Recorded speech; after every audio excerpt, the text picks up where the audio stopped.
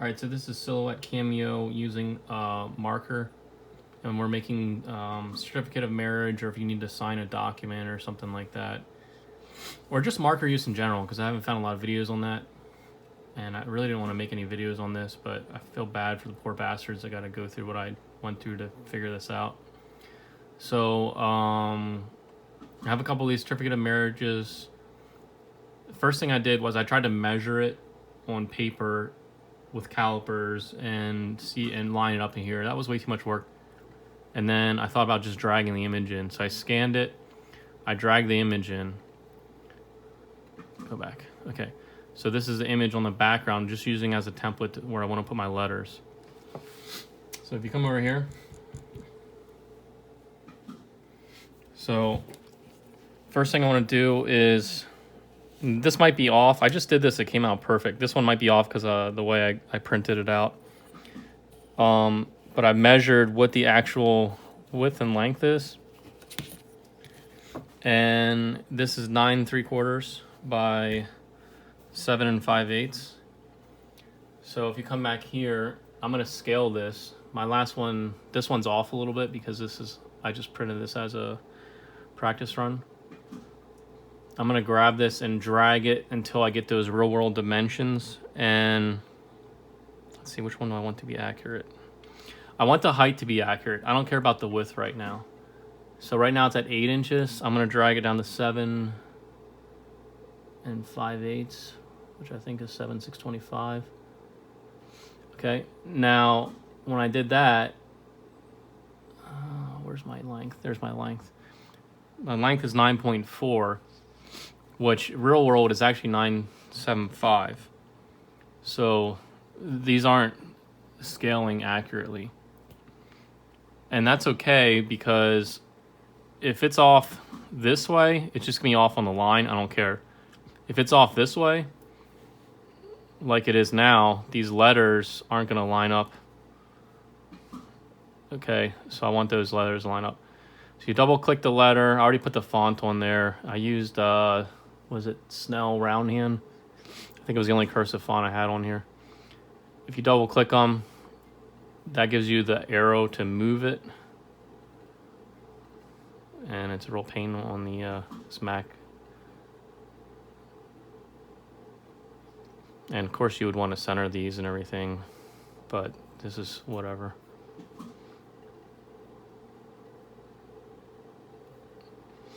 And then the day I'm going to spell out, instead of putting 1 in it, 1, 2, I'm going to spell it out as the 12th of September.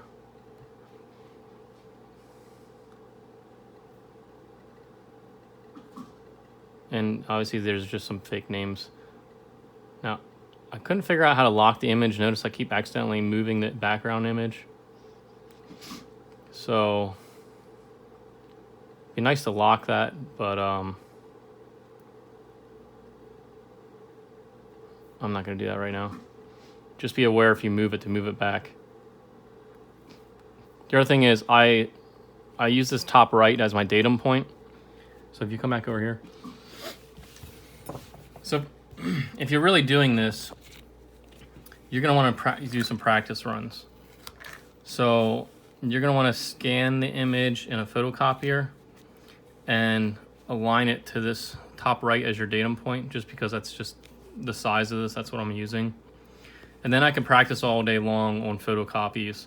Then when I go to do the real one, since the real one is not, what's a standard paper size, 11 by 8?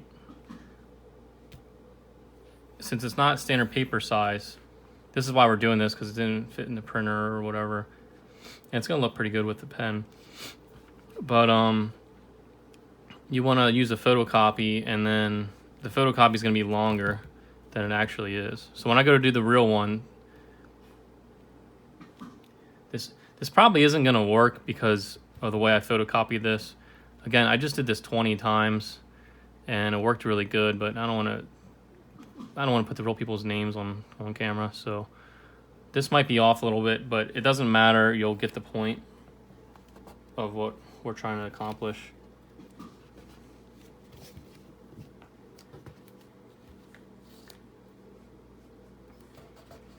And you want to use obviously a blue tape, painter's tape that's not too sticky, and you want to practice on your real document, make sure it's not going to pull it up, maybe on the back side or something like that. And then I'm just doing this quick as an example, but you'd want to align it to your grids and make sure it's not 90 degrees. Good. Okay. I took the razor out of the Cameo, and I got this little kit. I don't know what it is called or whatever, but I'm going to use the blue one. And I got these lay pens. I always like using these. And I had some laying around the house, so I thought I'd use that. We tried Sharpies, but they bleed too much. I'll talk more about that later. So you want to put this collet in here. Shove that through and make it kind of like tight enough that it's not falling out, but loose enough that you can move it. And then this is how I do it. I don't know if there's a proper way to do this. I put the cap that it came with, I put the cap on.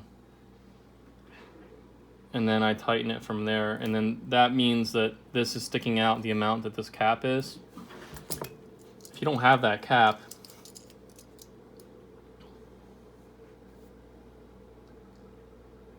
I'll tell you what it is.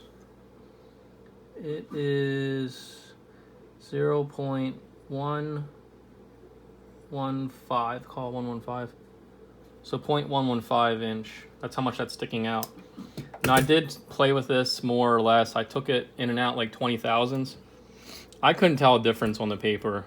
So I think this thing goes by pressure and not really how much is it sticking out. I think it somehow senses the pressure. So stick that in here.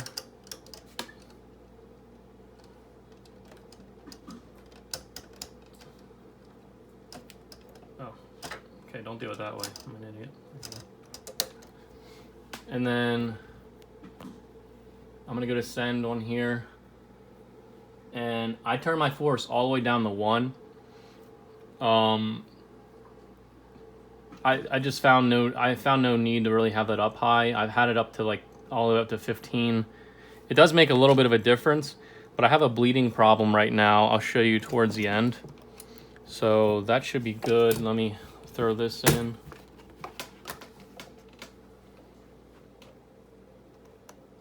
And then obviously when you're doing a real thing like this, you want to be as accurate as you can. So I use that notch there to line that up, and I make sure these are pushed in evenly when I press the button so it goes in evenly.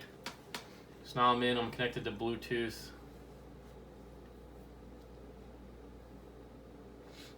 I'm not sure why this says resume. Oh man, something's not gonna work here.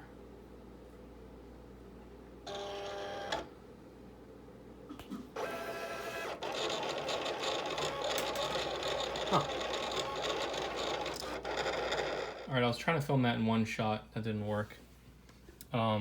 This went really smoothly earlier. Just have to take my word for it that this came out beautiful. But what happened was I took the original certificate, photocopied it in my cheap little printer copier. I put that on here as practice, and it was like 1-to-1. And now I scan it as a PDF. I'm trying to get it to 1-to-1. It's not really working well. I don't have time to mess with it. So I printed this out. It's a little bigger, but using that same principle, I scaled the width of it. Yeah, the width, not the length. So, what happened was I was printing, it had the last job still in memory, so it was trying to finish it somehow. I don't know why. So now I'm going to see if this works again. Turn the force down to 1. And also when you put this in, it knows it's a Silhouette device. So it automatically comes up here as auto sketch. That's how you know that's working. The speed I don't mess with much. Oh, it also says pen detected. Okay. There's a way you can get in here and get to way more settings. So this more button. You can mess with a lot of stuff down here. So, all right, I'm gonna send this, see what happens.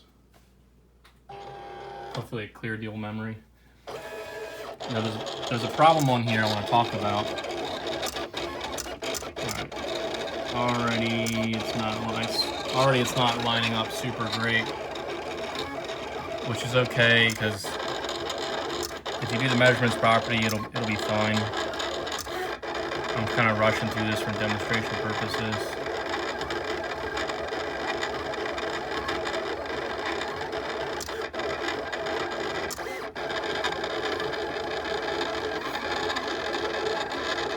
It's interesting, the September actually lined up decent. So that's why you're going to want to photocopy it and practice. So I actually practiced a bunch of times. But now that I saved it, if we ever have to do this again, it'll be very easy.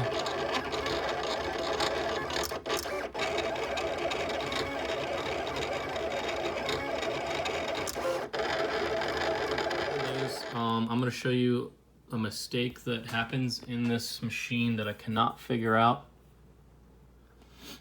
I'd like to get some help on it. So what happens is, let's see, just to make this really fast, I'm going to delete all these. Oops, well, that's fine actually. I'll move this over here. Send it. So watch on the last stroke, right when it's done, it hangs up for like a second.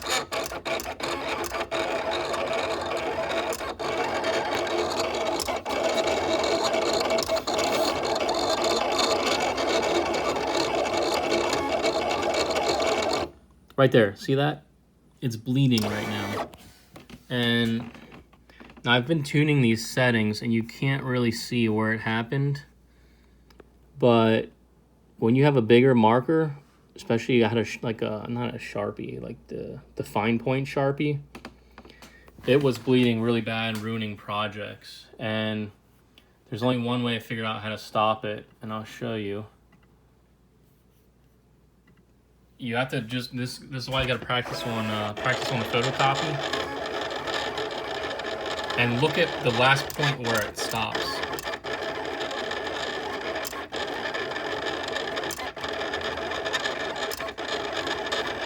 So I know it's coming towards the end now. So it stopped there. I just lift this up so it's not bleeding and just let go so I don't hurt the machine, obviously. And see, this one you're not really going to be able to tell. And let's see, just while you're here, if you're wondering a lot about this machine, I'll show you something else here. We're going to throw this on a force of 27 and see what happens.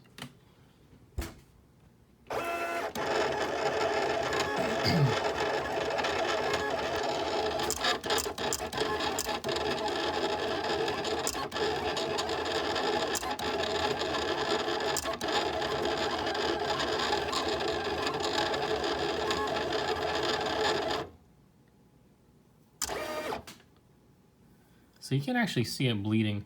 But now notice this was a force of 1, and that's a force of, what was it, 23. They look the same to me. Or they're close enough, it doesn't matter.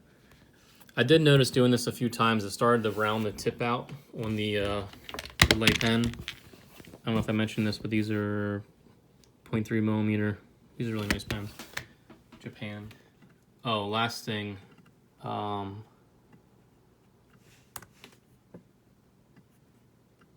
Okay, I'm gonna show you something here. So this Snell round hand, you might want to download some fonts.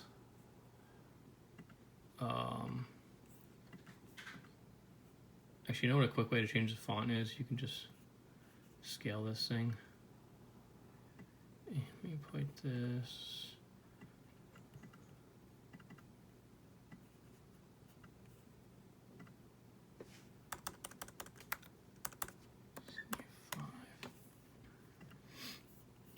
So what I want to show you is that this font actually is not solid, right?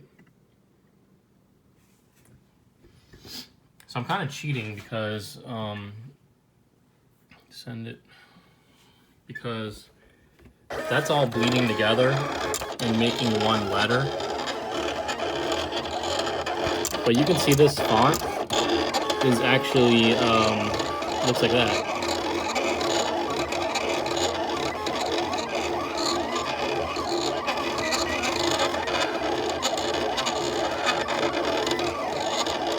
Actually looks pretty cool. See, there's the bleeding again, which is right around there. So that's actually what this font looks like, but because I compressed it, it looks like it's one font. And that was my goal. I wanted this to kind of look like handwriting. No one in the church had good enough handwriting to do this, so that's why I'm doing it on here. Of course, if you this is a Mac, if you download fonts, you download them onto your actual machine, and then they'll show up here. Where is it? So this is actually the fonts on your OS, your operating system. So what you know, just find a way to download a new font for a Mac. It has nothing to do with Silhouette. Then restart Silhouette, and it'll show up there. So I'm sure there's another way to do that, to probably fill it in somehow with one of these guys. I haven't got that far in life yet. I don't think I want to either. Oh, here's this fill button. You can probably figure that out somehow. I tried adding a pause after this. I tried doing some different things with the speed. I could not figure out how to get rid of that bleed issue. Again, it's not a problem on these. Maybe it's not a problem on other pens. I don't know. But it was a huge problem on that Sharpie pen. And like I said, it ruined a lot of projects. The other thing I did was I did new firmware, a new Silhouette. And by the way, when you download the new Silhouette, that's what puts the firmware on your machine. When you connect to your machine down here, as soon as you connect, it'll say it's downloading the firmware. I think you have to be on USB cable to do that, not on Bluetooth. But I'm using, I just downloaded this 4.4.259 SS. So that's the current build I'm using. So that's how you do a pen inside the Cameo. And there's a little magnetic thing, or I don't know what that is, that tells it it's a pen. And of course, when you're not using it, throw your cap back on so you don't dry out. And you could probably leave it like that, but it doesn't really matter how accurate this is in here. So I've been just taking these pens out and putting them away because it's not that hard to set back up. All right, guys, that's how you do a Silhouette Cameo pen. Have fun. Let me know in the comments if you figure out what that bleeding problem is or any other questions. We can work on it together.